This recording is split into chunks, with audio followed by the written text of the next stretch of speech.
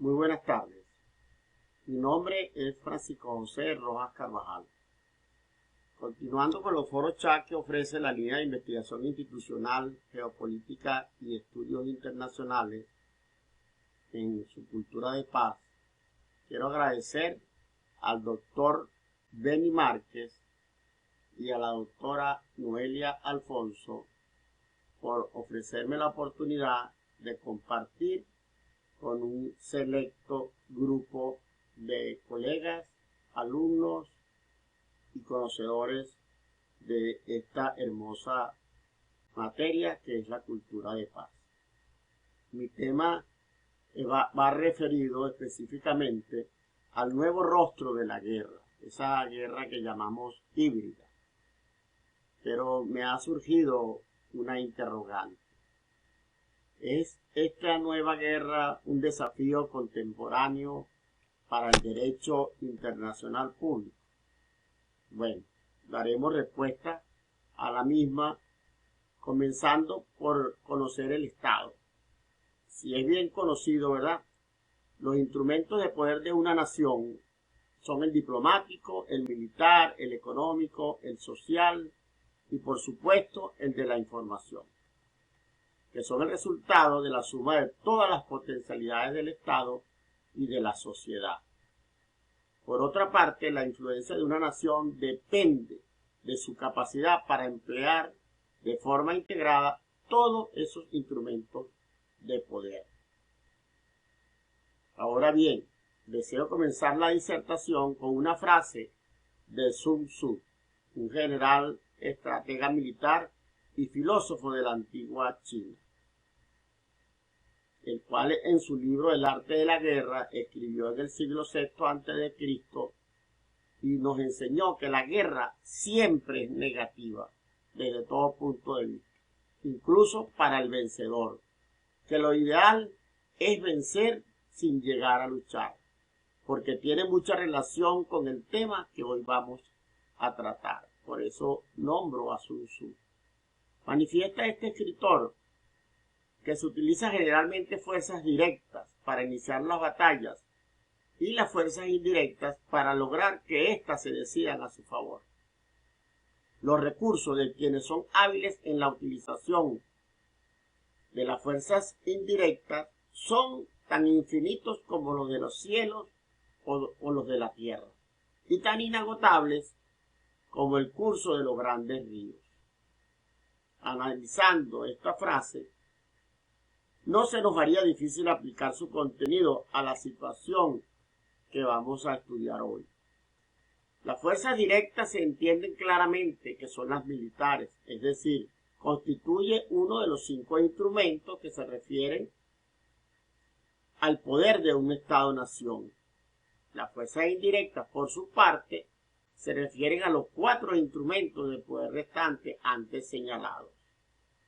Ahora bien, como es de conocimiento general, cada tiempo tiene su forma particular de guerra. Quienes deseen entender la guerra tienen que dirigir su mirada atenta a los rasgos de la época en que la viven. La guerra no es una realidad estática, sino que depende de los tiempos y las sociedades que la padecen. La guerra definitivamente es un negocio, siempre lo ha sido. Es posiblemente el más antiguo. Indudablemente también es muy rentable y seguramente el más vicioso. Es el único con alcance internacional. Es el único que las ganancias se cuentan en dólares y las pérdidas lamentablemente en vidas. En el mundo actual, la guerra ha dejado de ser lo que era antes, o lo que nosotros conocimos como guerra. Lejos de los frentes definidos, los uniformes, las trincheras y las declaraciones oficiales, hoy nos enfrentamos a un tipo de conflicto mucho más difuso, complejos y en muchos sentidos inquietantes. Las guerras híbridas son guerras sin rostros, un concepto que aún se mantiene en constante expansión.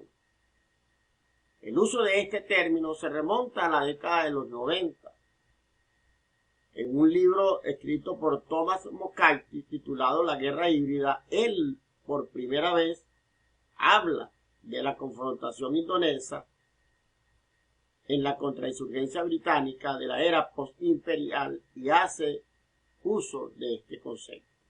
Sin embargo, originalmente fue definido en el año 2002 para advertir de las tácticas empleadas por la insurgencia chechena contra el ejército ruso durante la primera guerra de Chechenia en el 94 y 96. Y de manera oficial este término ha sido utilizado o se desarrolló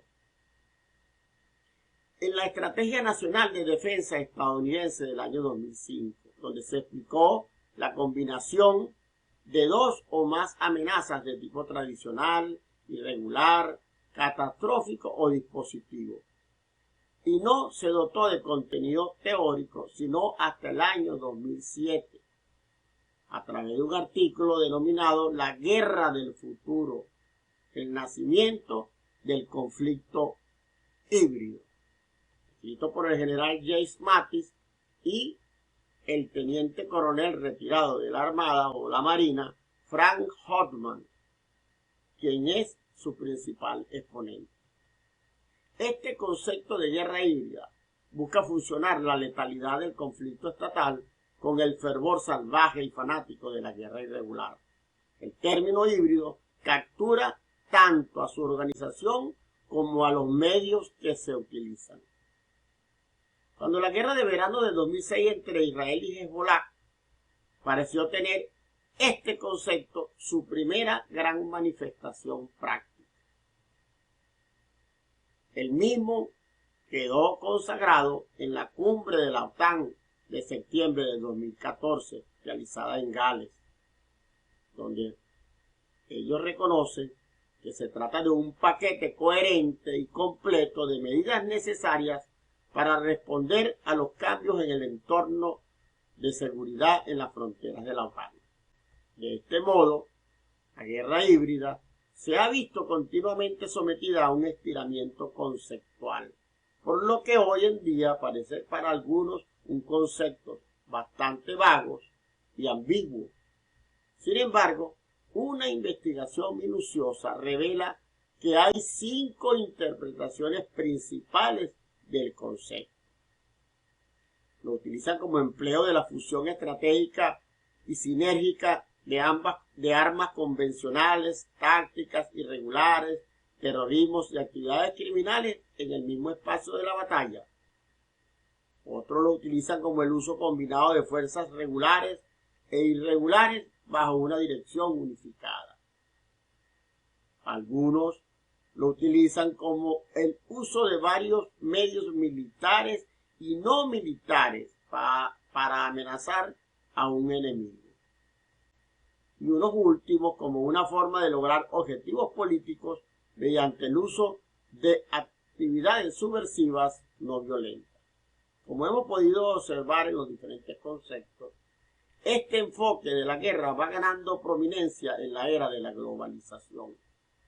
Son ejemplos representativos de estos casos como el de los Balcanes, Chechenia, Afganistán, Irak, Líbano, Siria o el Estado Islámico, todos impulsados por la interconexión digital y las cambiantes dinámicas geopolíticas. Este fenómeno, que mezcla componentes tradicionales con tácticas no convencionales, agrega al oponente a través de la tecnología, la ciberseguridad, la propaganda, el uso de los fake news, la desinformación, los ataques económicos o el uso instrumental de la migración forzada, así como el narcotráfico, el terrorismo y el crimen organizado para lograr objetivos políticos. Todo esto ha puesto a prueba los cimientos del derecho internacional público. ¿En qué sentido? Bueno, a medida que las naciones se enfrentan a amenazas cada vez más complejas, la comprensión de la guerra híbrida se hace esencial para las estrategias de seguridad y defensa. Definitivamente, la guerra del siglo XXI ha cambiado. Y a continuación narraré algunos ejemplos. En el caso de las Américas, se utiliza en forma de agresión constante hacia las democracias. Estas han sido atacadas bajo constantes medios y procedimientos como son el narcotráfico, la migración forzada, a través de grupos criminales, agitación pública o calentar las calles, los golpes de Estado, el terrorismo, la penetración electoral, asesinatos de reputaciones, noticias falsas, magnicidios y asesinatos. Operados siempre por grupos delictivos organizados. En el caso de Israel-Hezbollah, en el año 2006, ocurrió en lo que muchos estudiosos han considerado el lugar más volátil y peligroso sobre el planeta, el Levante, entendiéndose como tal la antigua Palestina, que abarcaría los actuales territorios de Siria, Líbano, Israel, Gaza y Cisjordania. Fue sin duda alguna el primer ejemplo de la victoria moral no estatal sobre el ejército de una nación soberana. La ofensiva del autodenominado Estado Islámico sobre el norte y centro de la República de Irak fue otro gran ejemplo. El caso actual de la Rusia-Ucrania, la cual se desenvuelve desde el año 2005, cuando el presidente de la Federación Rusa, Vladimir Putin, declaró que la desaparición de la Unión Soviética había sido el mayor desastre geopolítico del siglo XX. A partir de entonces, los ciberataques de la Federación Rusa a países otrora miembros de la Unión Soviética, como el caso de Estonia, agilizaron conflictos entre la Rusia y Georgia por el territorio de Osetia del Sur y la injerencia rusa que todos conocemos en Ucrania, que comenzó desde el 2014. Poco después, en el este de Ucrania, matones armados y fuerzas rusas tomaron enclaves en Donbass, donde se encuentran las regiones separatistas, cuyo reconocimiento de Putin llevó a las tropas rusas a invadir a sus vecinos. Estos eventos y otras acciones en las sombras atribuidas a Rusia desde entonces han sido etiquetados como forma de guerras híbridas. Otro ejemplo sería el de Irak y Siria, en el año 2014, cuando los militantes del autoproclamado Estado Islámico, también conocido como ISIS o ISIL, y anteriormente como Al-Qaeda, en el estado de Irak, capturaron casi sin encontrar oposición la ciudad de Mosul, segunda urbe de la antigua Babilonia.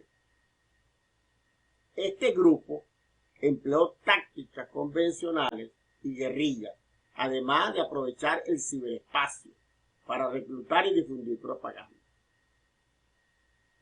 Finalmente, los conflictos entre Siria y Libia también han operado de manera sombría. Pero lo que más me ha impactado en lo personal ha sido la más reciente operación denominada como un león joven, caracterizada por ser una guerra preventiva, asimétrica y multidimensional, basada por supuesto en la inteligencia y la sorpresa. Esta operación ejecutada por Israel no fue un ataque selectivo más, es una concepción de cómo gestionar una campaña militar integrando todos los componentes del combate contemporáneo: inteligencia humana, ciberataques, guerras electrónicas, drones, operaciones especiales, bombardeos aéreos y, por supuesto, la guerra psicológica. Fue una guerra que comenzó antes del primer bombardeo Israel atacó antes incluso de que Irán entendiera que ya estaban en guerra. Se neutralizaron radares, se interrumpieron comunicaciones, se cortaron cadenas de mando, pero la sorpresa fue total, no a pesar de la magnitud del ataque, sino gracias a ella. Desde Tel Aviv se logró manipular la agenda del mando iraní para que varios de sus altos mandos y algunos científicos nucleares se reunieran en el mismo búnker. Y allí fueron eliminados. No fue un asesinato simbólico, fue una decapitación estratégica. Y esta figura, por su condición, indudablemente, que no tienen un inmediato reemplazo. Su eliminación paralizó la capacidad de respuesta del Estado iraní. En este caso vemos cómo la inteligencia fue utilizada como arma de decapitación. Los ataques informáticos pueden paralizar servicios esenciales, vulnerar la soberanía de un país o generar caos sin dispersar una sola bala. Lo preocupante es que estas agresiones rara vez son reconocidas como actos de guerra en sentido jurídico. Entonces ahí yo me pregunto, ¿dónde queda el derecho internacional? ¿Cómo puede intervenir el derecho internacional público en estos casos? Finalmente, nos referiremos a una tipología de conflicto o guerra de uso reciente. Y no es otro que la propaganda manipulada, falsa, y la guerra de la desinformación por parte de organizaciones vinculadas a ideologías excluyentes o de la denominada derecha alternativa. En realidad, organizaciones xenófonas y violentas que buscan la supremacía blanca, quienes vierten sus discursos en la red junto a informaciones falsas para que desde el año 2015 en adelante ha creado un clima de hostilidad hacia los refugiados llegados a Europa y Occidente. Aquí precisamente es donde el derecho internacional público enfrenta uno de sus mayores desafíos.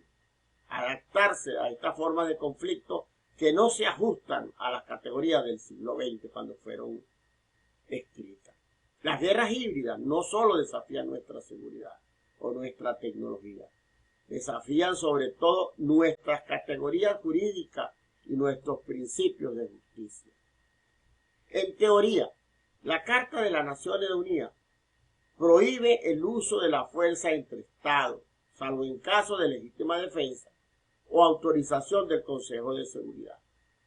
En un mundo donde casi todo puede ser ejecutado en forma remota y anónima, demostrar que un Estado está detrás de un ataque híbrido puede ser prácticamente imposible. Esto mina la capacidad de la comunidad internacional para exigir responsabilidades o aplicar medidas de represalia legítima. Ahora me pregunto, ¿puede un ataque cibernético ser considerado un uso de la fuerza? Y si no hay pruebas claras de que lo ha perpetrado un Estado. En el modelo tradicional del derecho internacional, el Estado es el protagonista absoluto. Es el único sujeto con personalidad jurídica plena, el único autorizado a usar la fuerza, a declarar la guerra o a firmar tratados. Pero en el escenario actual, esto ha cambiado definitivamente. El derecho internacional humanitario, que regula los conflictos armados, funciona bien cuando los parámetros son claros. Hay estados enfrentados o un estado contra un grupo armado organizado. Pero en los conflictos híbridos, esa claridad desaparece. Los actores pueden actuar en la sombra, negando su participación oficial y utilizando mercenarios o coordinando acciones a través de redes digitales. El principio básico de calificación del conflicto se vuelve casi irrelevante, o al menos muy difícil de determinar. Las guerras híbridas o ciberagresiones, como también se le conoce, pueden resultar en violaciones a las prohibiciones de agresión y de no injerencia, así como la obligación de discriminar entre civil y combatiente en el derecho de conflicto armado, conocido como jus in bello. Como una especie de guerra híbrida también se encuentra el abuso del derecho, llamado recientemente lawfare o guerra jurídica, que es el uso del derecho con fines militares para quitar de en medio a adversarios políticos. En este sentido es necesario determinar si las guerras híbridas y sus especies, como el lawfare y los ciberataques, están prohibidos por el derecho internacional, toda vez que es difícil su imputación a sujetos de derecho internacional. No es gratuito que se considere que el beneficio estratégico de la guerra híbrida es ocultar la participación del Estado agresor. Por ejemplo, un ciberataque puede dejar sin electricidad a un país, perjudicar el transporte público, etc. En consecuencia, un ciberataque debe considerarse como un arma y un acto de agresión. El problema es poder identificar al responsable de la utilización de estas armas, ya que una de sus características es su opacidad o no identidad, lo que convierte en un arma propicia para eludir cualquier responsabilidad en el ámbito internacional. No obstante, la dificultad de responsabilizar a algún sujeto de derecho de un ciberataque no implica que no exista su prohibición. Se podría igualmente decir que la creación de Kosovo, la actual Serbia, se derivó de un acto ilegal.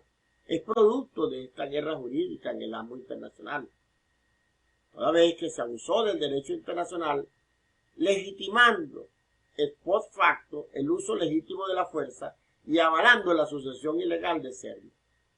Si el lawfare es utilizado por un Estado contra otro para destruir líderes políticos, aunque no se utilicen medios de fuerza, es una violación al principio de no injerencia en los asuntos internos de los Estados. Hasta la actualidad no existe un consenso entre los Estados sobre los ciberataques, y estos se encuadran en la regulación del derecho de la guerra, jus ad bellum, y en la guerra como el jus in bello, por lo que se puede decir que haya costumbre. Tampoco existe regulación convencional. Para analizar el fenómeno de la ciberguerra como figura análoga, debemos recurrir a la regulación de las armas nucleares, que es lo que más se aproxima. Si no se puede calificar adecuadamente un conflicto, es difícil aplicar las normas que protegen a las víctimas, limitan el uso de la fuerza o determinan responsabilidades. Los drones no diferencian entre objetos, personas u animales. Se crea una especie de zona gris legal donde los abusos pueden quedar impunes. Y desde la perspectiva del derecho internacional público, esto supone una grave erosión de su credibilidad y efectividad. Es necesario, por lo tanto, actualizar y ampliar el marco normativo, pero también aprovechar la riqueza interpretativa de los principios ya consolidados. El respeto por la dignidad, la prohibición del uso arbitrario de la fuerza o la obligación de proteger a los civiles no deben perder vigencia, solo porque los métodos hayan cambiado. Muchas gracias. Espero aclarar cualquier duda y quedo totalmente a vuestras órdenes.